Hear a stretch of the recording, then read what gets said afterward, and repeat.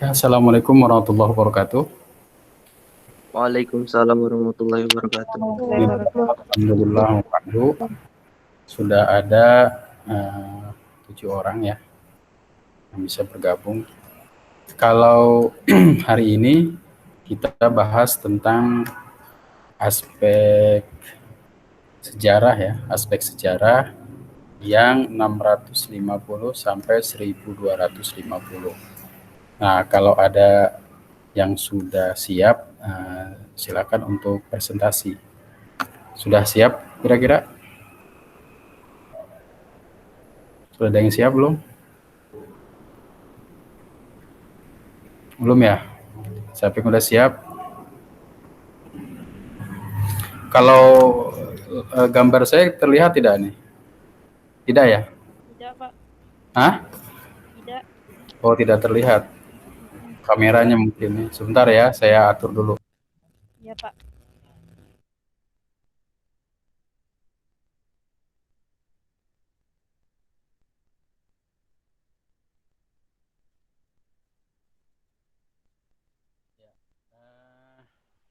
Hari ini kita bahas tentang aspek yang kelima, yang aspek sejarah.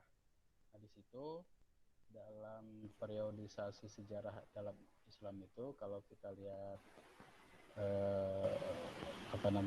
Harun Nasution tulisannya, ada 3 aspek ya. Yang pertama, sejarah itu meliputi 650 Masehi sampai 1250 Masehi, kemudian 1250 sampai 1800 Masehi, dan 1800 sampai dengan sekarang. Nah, yang sekarang ini kita coba membahas tentang aspek sejarah. Nah, coba kita lihat di kelas kita ya. Di kelas kita aspek sejarah kira-kira sudah ada yang kirim belum? Untuk yang 650 sampai 1250. Kita lihat dulu di kelas kita ini. Nggak terlihat ya, saya presentasikan dulu.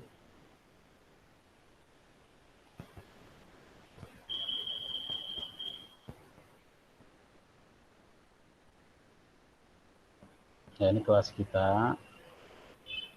Siapa yang aspek 650 sampai 1250. Nah, ini ada tugas. Coba kita lihat. Ya, bukan tugas ini.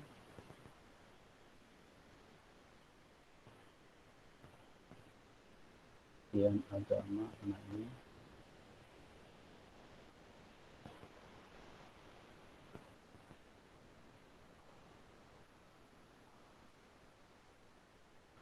Benar yang masuk ya. Ya, sebentar dulu. Kita lihat di tugas ini, sudah adakah yang aspek 1650 sampai 1250? Sudah ada belum? Di sini yang sudah siap presentasi. Kalau ini Ananda Laila Safitri, coba kita lihat tugasnya. Aspeknya adalah, terlihat tidak layarnya? Terlihat, Pak. Pak, maaf, suara Bapak kecil banget. Oh, kecil banget ya? Sekarang Ya, Pak. gede nggak? Gede, Pak. Gede. Masih kecil atau sudah terdengar? Sudah terdengar, Pak. Ya, Pak, kecil Ya, sedikit. kecil sedikit, mungkin di volumenya ditaikan. Kalau ini Ananda Laila Safitri, aspeknya 1250 sampai 1800. Masuknya sudah aspek modern. Kita cari yang sudah mengirim yang 650. Ternyata 650 sampai 1250. Kayaknya belum ada ya. Belum ada. Nah, ini siapa? Oh, ini radikalisme, beda ya. Oke, kalau kita lihat di kelas kita ini belum ada yang memberikan materi itu. Nah, sekarang tugas siapa sebenarnya yang 650 ini kita bisa lihat di kolom RPS ya. Ini bukan ya, kita lihat. Nah, ini ada jadwal presentasi yang aspeknya 650.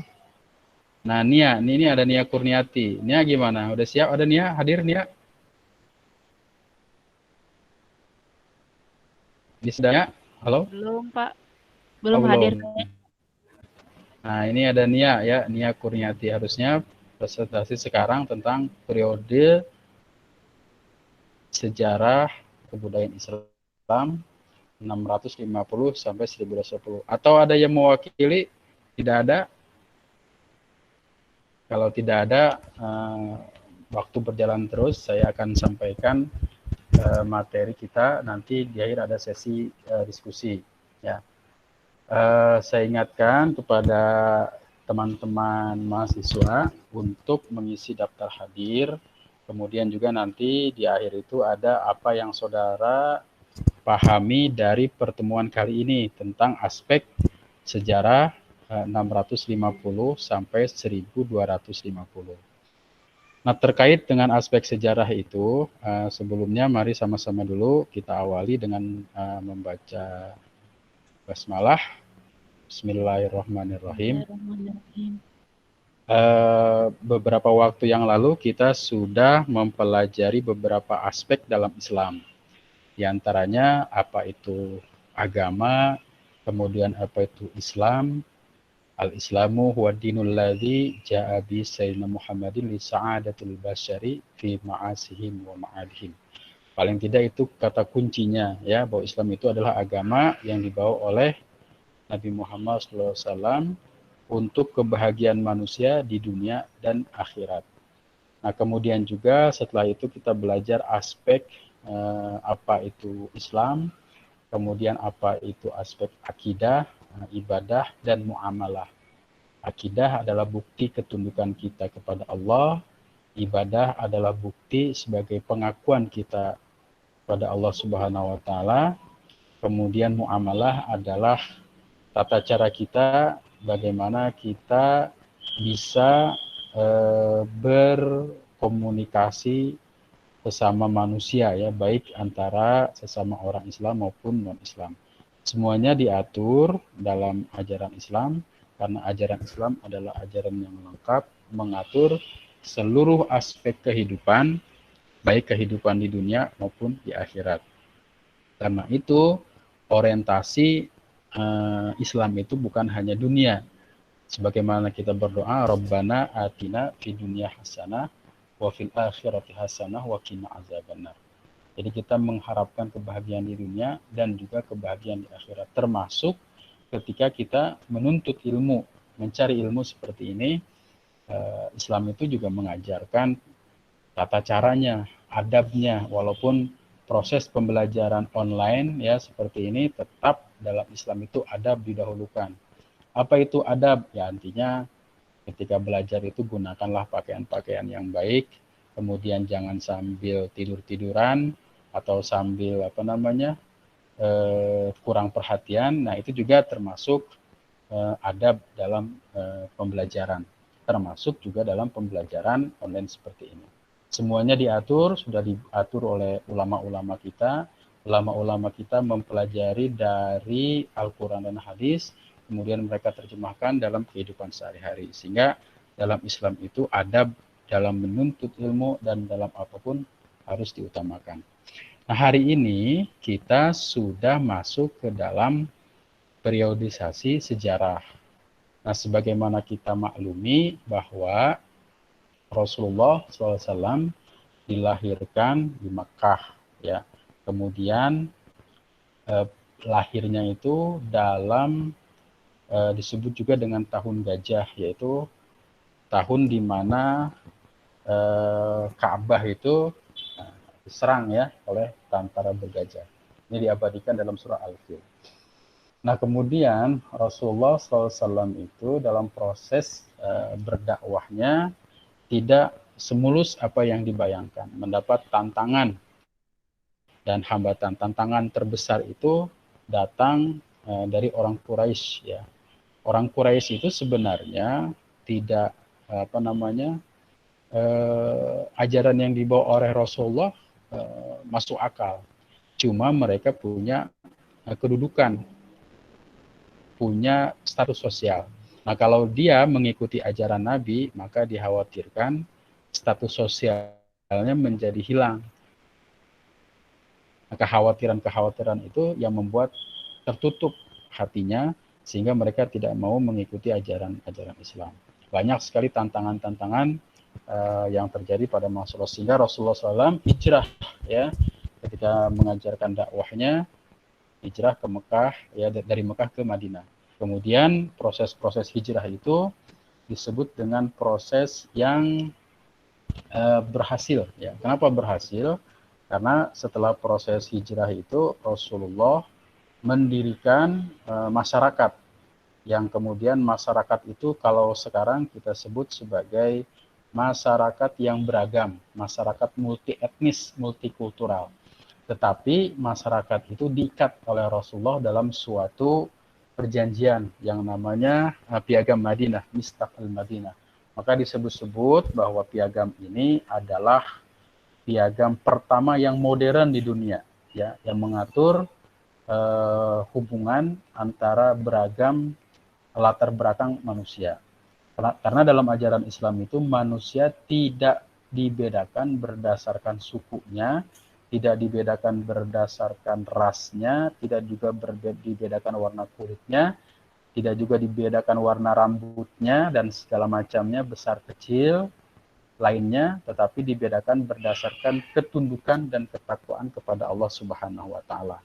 Karena itu, ya, orang yang menunaikan ibadah haji dari suku apapun diperbolehkan, dari warna kulit apapun dibolehkan, yang penting mereka memiliki keyakinan yang sama, yaitu ajaran Islam. Dan dalam Islam itu tidak ada sejarah permusuhan etnis, terlebih mungkin kalau dibumbui dengan masalah-masalah lainnya, politis misalnya. Nah, karena dalam Al-Quran ditegaskan inna akramakum indallahi atqakum. Nah, ajaran Islam yang begitu hebat ini, Islam itu diterima oleh sebagian masyarakat, sehingga ajaran Islam itu berkembang cukup pesat, ya, cukup besar dan meliputi Jazirah Arab. Dan juga ada yang mengatakan bahwa ajaran Islam sampai ke Indonesia itu sudah mulai sejak masa sahabat atau sejak masa Rasulullah itu sendiri. Nah, di sini kita mempelajari tentang periodisasi yang pertama, kemajuan Islam yang pertama. Jadi Islam itu hadir memberikan dampak yang luar biasa kepada perubahan-perubahan yang ada di dunia ini. Perubahan di bidang teknologi, perubahan di bidang sosial, dan segala macamnya. Nah, pada periode pertama yang disebut tahun 650 sampai 1000 Masehi ini adalah masa ekspansi. Ekspansi itu adalah proses dakwah keluar Jazirah Arab. Sebagaimana diketahui bahwa setelah Rasulullah wafat, masalah-masalah yang harus diselesaikan, yang pertama itu adalah masalah tentang dakwah. Masalah tentang dakwah ini apa? Ada beberapa suku bangsa di Arab itu yang memiliki perjanjian dengan Rasulullah SAW. Nah, setelah Rasulullah wafat, mereka ingkar karena mereka beranggapan perjanjian itu hanya terjadi ketika Rasulullah masih hidup. Maka ketika Rasulullah wafat, muncullah orang-orang yang ingkar. Dalam hal ini disebut juga orang-orang yang menyatakan dirinya sebagai nabi palsu, seperti Musailamah al-Kadzab, Tulaihah bin Khuwailid, dan lainnya.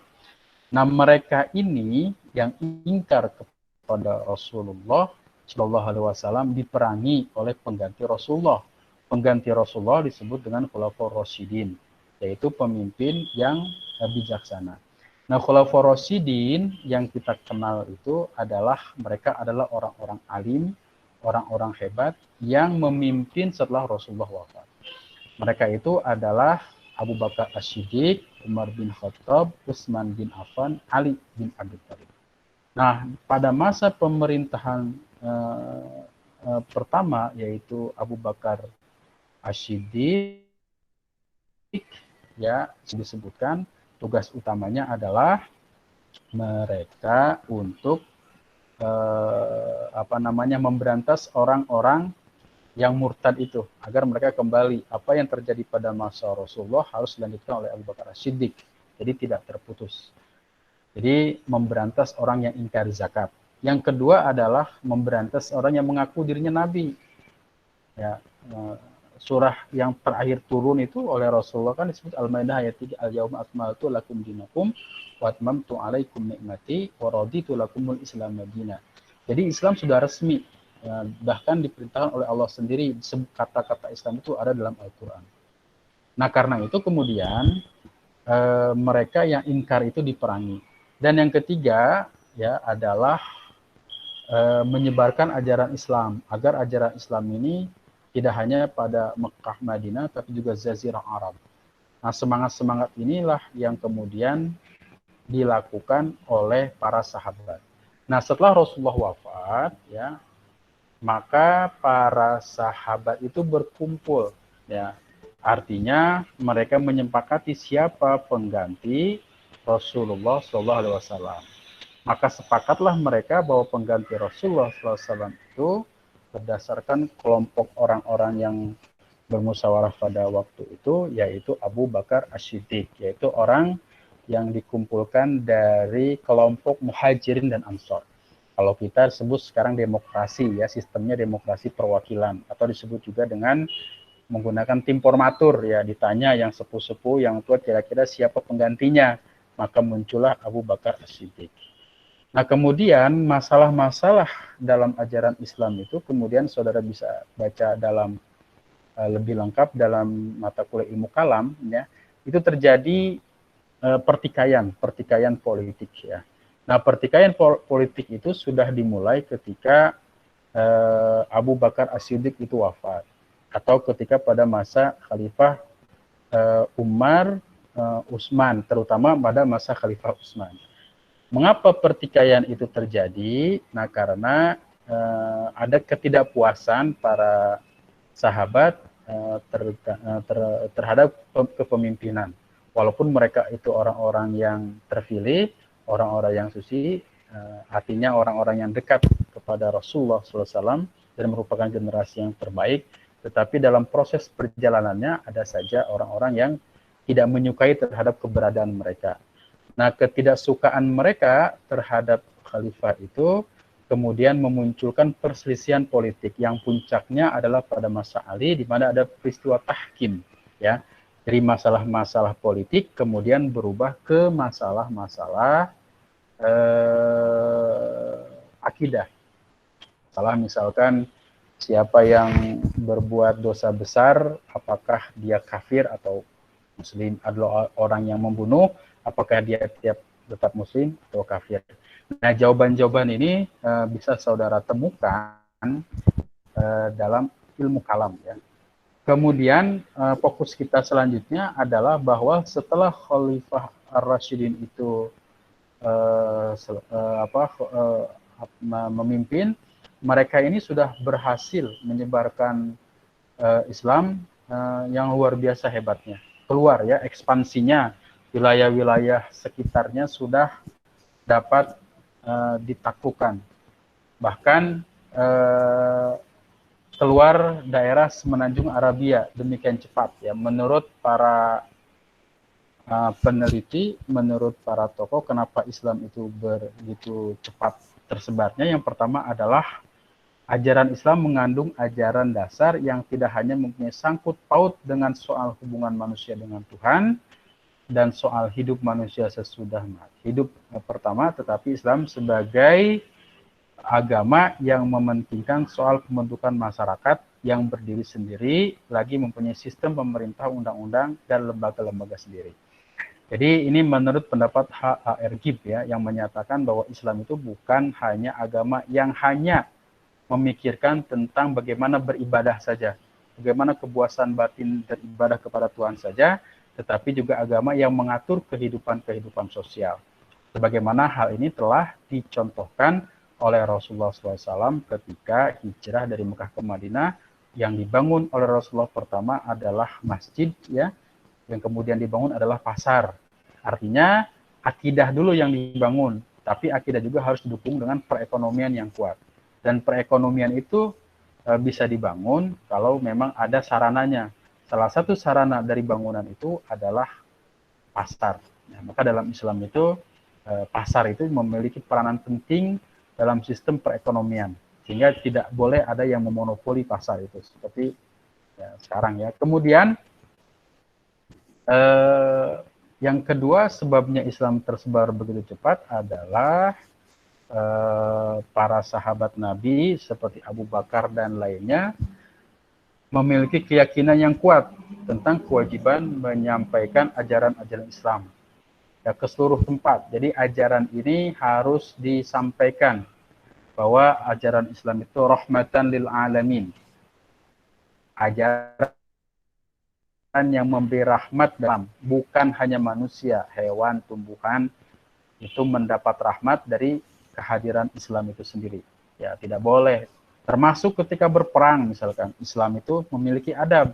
Tidak boleh membunuh orang-orang yang sudah tidak berdaya dalam keadaan sangat tua. Tidak boleh membunuh anak-anak, tidak boleh membunuh orang yang hamil ya. Nah, itu yang adab-adab dalam Islam itu yang ada. Nah, kemudian yang ketiga adalah pada saat itu negara-negara Bizantium ya, kedua negara itu telah memasuki fase kelemahan. Artinya negara-negara adikuasa pada saat itu ada kelemahan. Kelemahan itu timbul karena peperangan di antara mereka. Ya, beberapa abad senantiasa terjadi antara keduanya, tetapi juga karena faktor dalam negeri. Jadi mereka artinya pada saat itu negara Islam itu sebagai kekuatan baru, negara yang kuat pada saat itu sudah menjadi lemah, sehingga mudah dikalahkan oleh orang-orang Islam. Nah, kemudian selanjutnya setelah yang keempat itu adalah orang-orang Bizantium itu memaksakan ajaran yang ada kepada rakyat yang diperintah merasa hilangnya kemerdekaan beragama bagi mereka. Jadi mereka memaksakan ya ajaran keyakinan mereka kepada penduduk yang di bawah kekuasaan mereka. Tetapi Islam itu datang ke daerah yang dimasukinya dengan tidak memaksa. Jadi ajaran Islam itu datang hanya berdakwah, mengajak. Terkait dengan mereka yakin atau tidak, yaitu urusan mereka. Tapi harus tersampaikan kepada mereka. Itu namanya dakwah dalam ajaran Islam. Tidak boleh memaksa, ya. Tidak boleh memaksa, tidak boleh apalagi sampai membunuh orang lain dalam memaksakan keyakinan, sangat dilarang oleh ajaran Islam. Karena Islam itu la ikraha fid din. Tidak ada paksaan dalam memeluk satu keyakinan ajaran agama. Nah, kemudian yang keenam adalah pada masa itu, bangsa Sami di Suriah dan Palestina dan bangsa Hamid di Mesir memandang bangsa Arab lebih dekat kepada mereka dibanding dengan orang Bizantium. Jadi menganggap orang-orang Arab itu adalah saudara mereka dibanding dengan Bizantium. Kemudian alasan yang ketujuh adalah daerah-daerah yang dikuasai oleh Islam seperti Mesir, Suriah, Irak dan lainnya penuh dengan kekayaan. Kekayaan yang diperoleh Islam itu daerah itu membuat ekspansi seterusnya mudah mendapat dukungan-dukungan. Nah, setelah itu Khalifah Ar-Rasyidin itu kemudian digantikan pada masa Abu Bakar, Umar, Utsman dan Ali. Pada masa Ali itu terjadi peristiwa arbitrase, juga terjadi perang Siffin yang berubah dari namanya urusan-urusan politik ya, urusan-urusan politik berubah menjadi masalah-masalah akidah. Sehingga pada saat itu juga muncul kelompok-kelompok Islam yang namanya Khawarij, Murji'ah, Qadariyah, Jabariyah dan segala macam. Sekali lagi ini bisa diperdalam dalam ilmu kalam.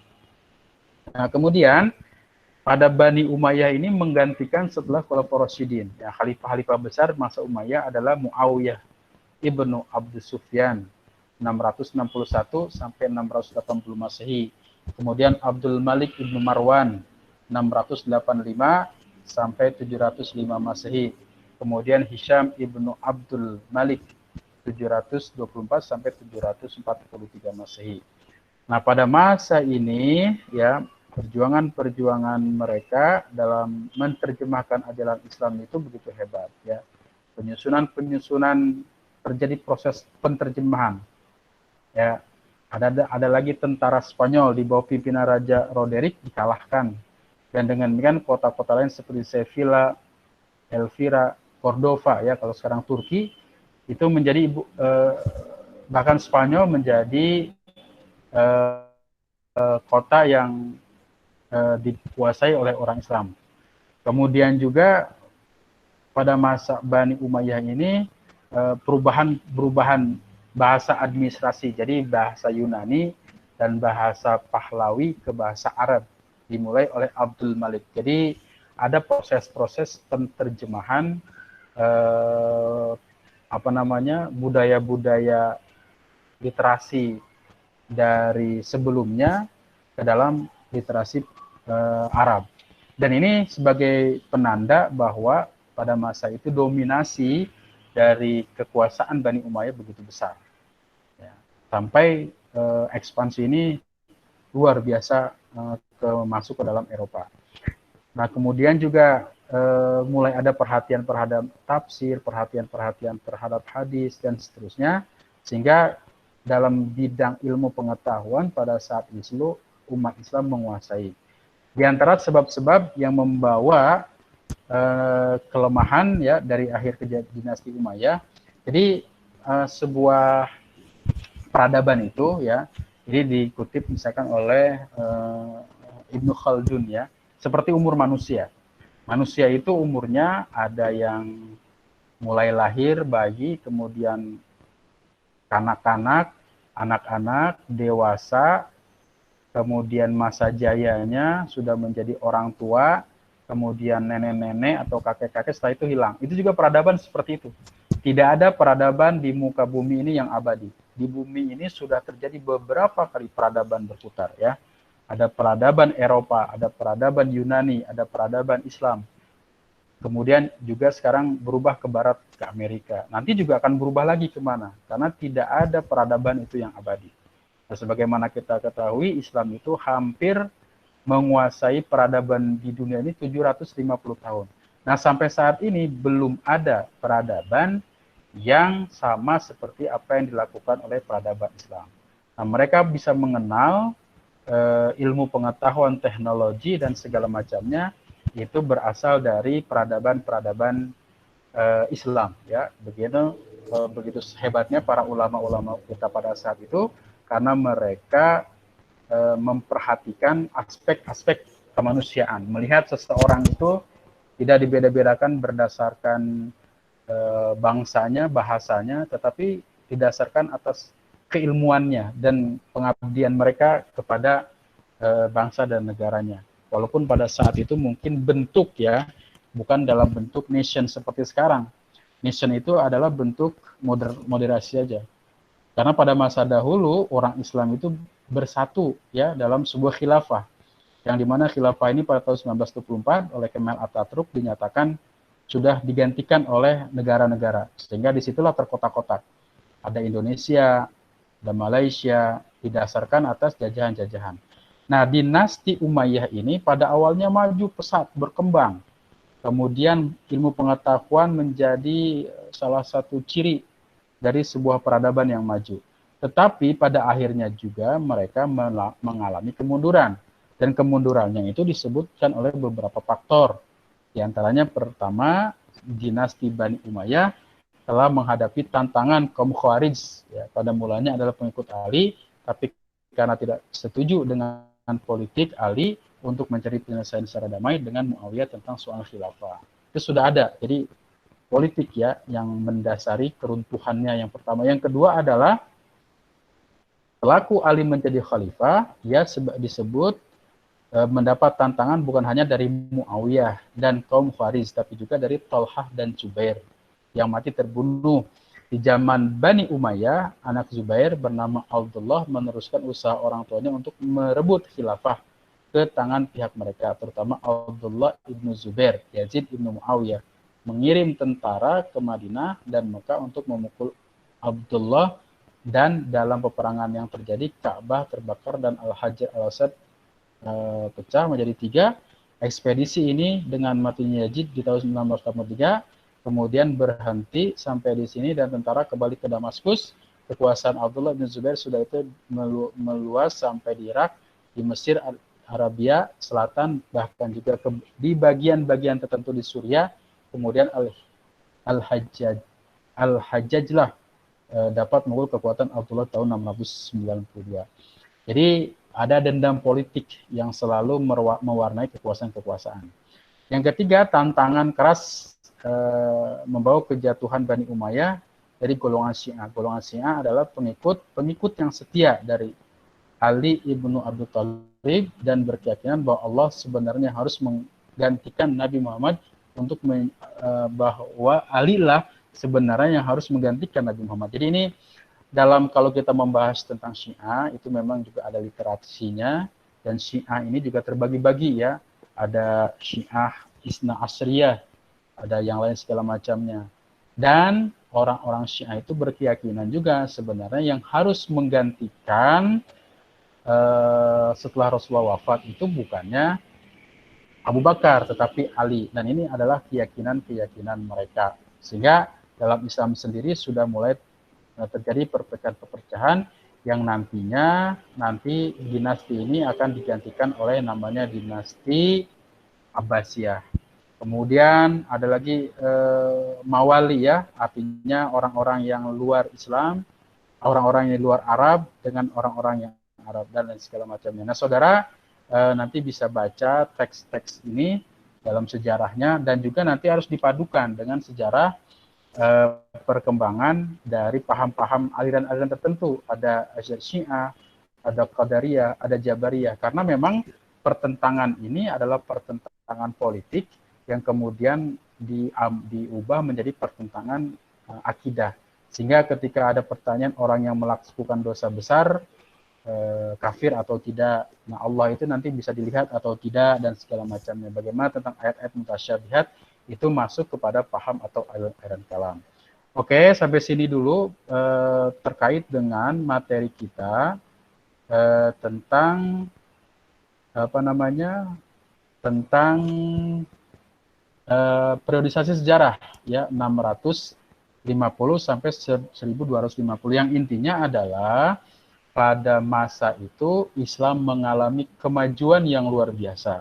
Kemajuan diawali ketika dakwah Nabi, hijrah dari Mekah ke Madinah, dilanjutkan oleh para khalifah, kemudian dilanjutkan oleh dinasti Umayyah, dan nanti dinasti Abbasiyah. Selanjutnya dalam sejarah itu ada pasang surut. Artinya pada saat ini maju, berkembang, ekspansi, dan kemudian pada saatnya juga akan lemah. Dan kelemahan itu biasanya juga bersumber dalam pertentangan-pertentangan yang ada dalam tubuh itu sendiri. Oke, sampai sini dulu pertemuan kita kali ini. Jika ada yang didiskusikan, disilahkan. Mungkin ada pertanyaan, silahkan. Bapak, maaf, hari ini Nia presentasi, tapi waktunya udah mau habis ya? Apa gimana? Kalau mau presentasi tentang apa nih ya? Sama yang tadi Bapak ituin presentasiin. Oke, ya silakan saja presentasi lagi, silakan. Ditambahkan saja. 10 menit saja ya. Iya, Pak. Ya, silakan.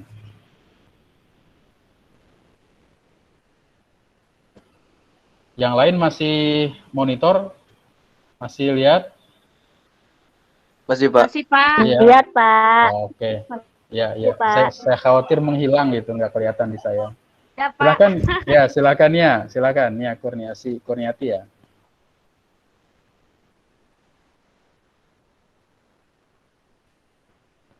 Silakan klik tanda panah ke atas itu ya, presentasi sekarang. Press no. Bisa nih ya? Ada kesulitan?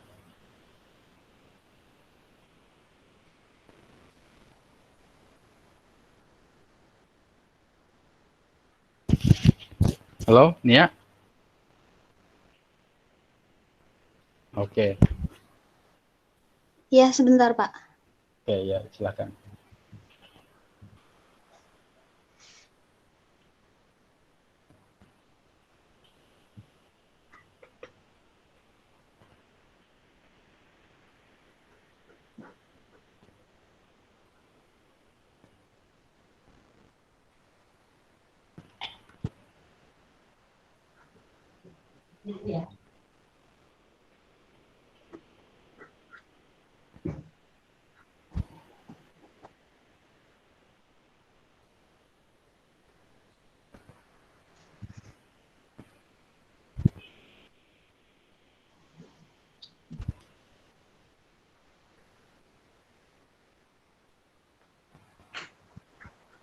Nah, oke.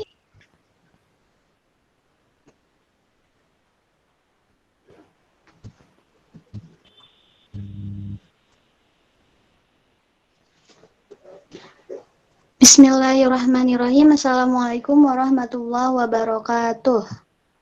Waalaikumsalam Waalaikumsalam wabarakatuh. warahmatullahi wabarakatuh. Waalaikumsalam warahmatullahi wabarakatuh. Sebelumnya mohon maaf karena presentasi saya agak telat. Langsung saja, saya akan mempresentasikan tentang sejarah kebudayaan Islam periode klasik di tahun 650 Masehi sampai 1250 Masehi.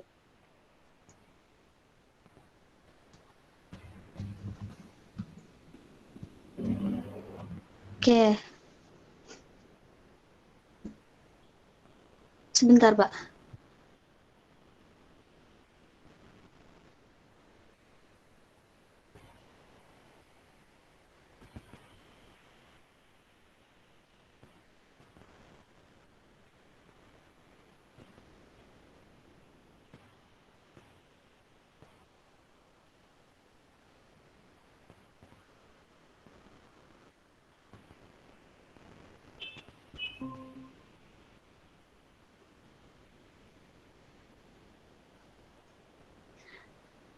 Oke, pada masa klasik ada dua periode. Yang pertama ada fase ekspansi, integrasi, dan kemajuan itu di tahun 650 Masehi sampai 1250 Masehi.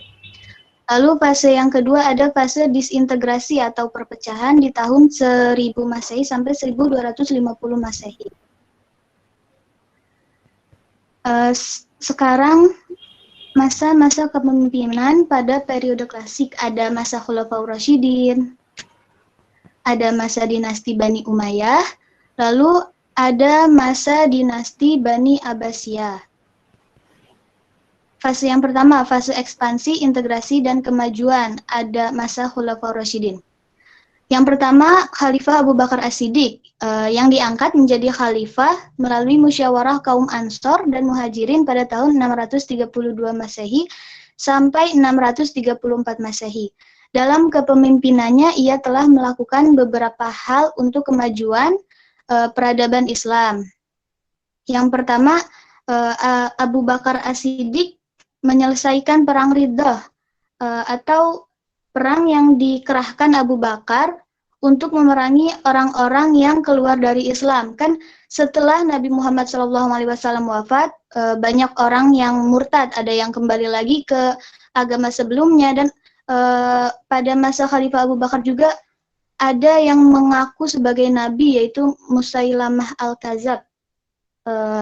Lalu Abu Bakar As-Siddiq mengerahkan untuk melakukan perang Riddah untuk memerangi orang-orang yang keluar dari Islam tersebut. Ada lagi yang dilakukan oleh Khalifah Abu Bakar, memperluas wilayah kekuasaan Islam. Lalu ada kodifikasi Al-Quran atau penulisan Al-Quran. Selanjutnya, Khalifah yang kedua yaitu Khalifah Umar bin Khattab. Khalifah Umar bin Khattab menjadi khalifah dengan tunjukan langsung dari Khalifah Abu Bakar As-Siddiq di tahun 634 Masehi sampai 644 Masehi. Di masa Khalifah Umar bin Khattab terjadi gelombang ekspansi atau perluasan pertama yang menyebabkan banyak wilayah yang bisa dikuasai oleh Islam. Ada hal-hal yang dilakukan oleh Khalifah Umar bin Khattab saat memimpin. Yang pertama, meluaskan wilayah kekuasaan pemerintahan Islam ke berbagai penjuru, termasuk Syria. Yang kedua, membangun sistem pemerintahan untuk mempermudah pengaturan pemerintahan. Yang ketiga, ada mendirikan Baitul Mal yang digunakan untuk membiayai kegiatan pemerintahan dan mendanai kehidupan orang-orang miskin dan anak yatim. Lalu ada Khalifah Utsman bin Affan yang menjadi khalifah pada tahun 644 Masehi dan menjabat selama 12 tahun lamanya. Yang dilakukan beliau, yang pertama ada melakukan perluasan wilayah, khususnya Mesir dan Asia Tengah, melakukan penulisan mushaf Al-Quran, melakukan pembangunan sarana dan prasarana jalan di kota-kota. Ada lagi Khalifah Ali bin Abi Thalib yang menjadi khalifah selama 5 tahun. Dalam kepemimpinannya, ia melakukan yang pertama mengganti jabat yang kurang cakap dan melakukan korupsi. Yang kedua, menyelesaikan pemberontakan-pemberontakan di kalangan umat Islam yang terjadi akibat terbunuhnya Khalifah Utsman bin Affan. Lalu ada lagi memajukan ilmu bahasa dan bidang pembangunan. Selanjutnya ada masa dinasti Bani Umayyah di Islam periode klasik ini. Oke, berdirinya dinasti Bani Umayyah. Dinasti Bani Umayyah didirikan oleh Muawiyah bin Abi Sufyan pada tahun 661 Masehi sampai 750 Masehi dan berdiri selama 90 tahun. Dinasti ini berdiri karena adanya perseteruan antara pihak Ali bin Abi Thalib dan pihak Muawiyah bin Abi Sufyan akibat terbunuhnya Utsman bin Affan. Selain itu, peristiwa tahkim juga menjadi penyebab dari berdirinya dinasti ini. Di sini ada beberapa ada nama-nama khalifah dinasti Bani Umayyah. Ada Muawiyah bin Abi Sufyan, Yazid bin Muawiyah sampai ke Marwan bin Muhammad. Selanjutnya kemajuan-kemajuan yang dicapai dinasti Bani Umayyah.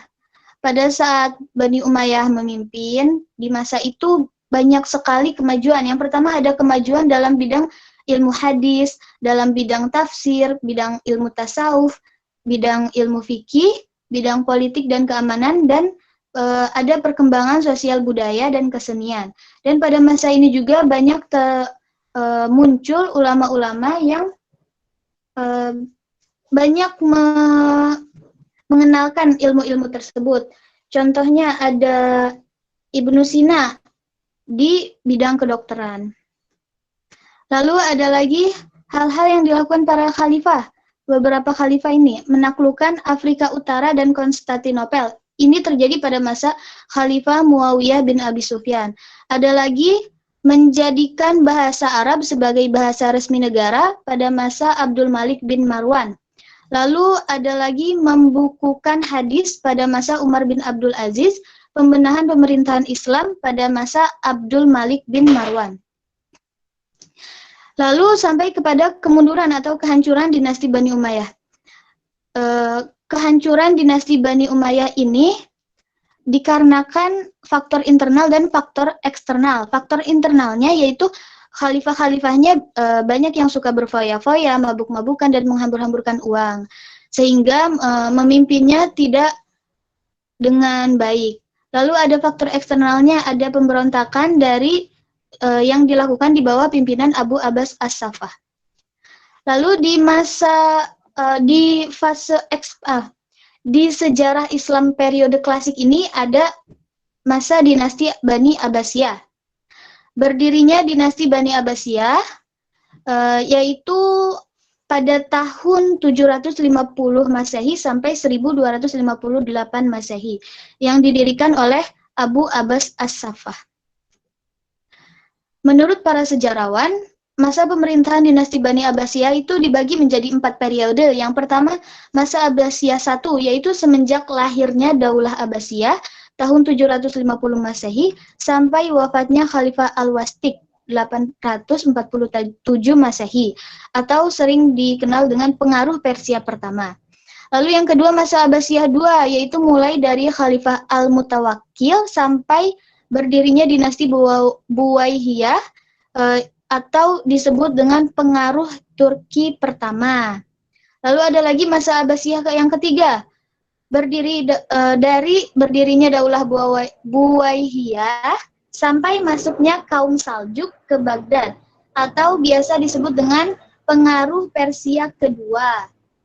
Yang keempat, masa Abbasiyah keempat, dari tahun 1055 Masehi sampai jatuhnya Baghdad ke tangan bangsa Mongol, ini disebut dengan pengaruh Turki kedua.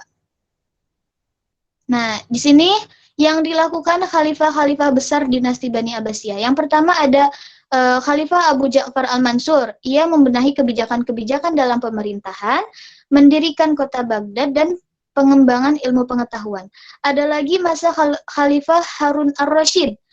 Di sini Khalifah Harun Ar-Rasyid melibatkan para ilmuwan dan budayawan dalam setiap pengambilan kebijakan, lalu melakukan penerjemahan besar-besaran terhadap buku-buku ilmu pengetahuan. Ada lagi kebijakan dan kecakapannya membawa negara dalam situasi aman, damai, dan tentram. Ada pada masa Khalifah Abdullah Al-Ma'mun. Yang pertama yang dilakukan yaitu kegiatan pertanian dan perdagangan berkembang secara luas dan pesat. Yang kedua, pengembangan ilmu pengetahuan. Yang ketiga, memperluas daerah Islam. Nah, di sini ada kemajuan-kemajuan pada masa dinasti Bani Abbasiyah. Yang pertama ada kemajuan administrasi pemerintahan, militer, dan kebijakan politik. Yang kedua ada kemajuan ekonomi, sosial, dan budaya. Yang ketiga kemajuan ilmu pengetahuan dan teknologi seperti filsafat, kedokteran, matematika, astronomi, sejarah, ilmu bumi.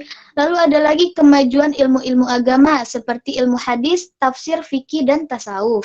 Ada lagi kemajuan seni kesusastraan dan arsitektur seperti prosa, puisi, seni musik, arsitektur masjid kota, dan istana.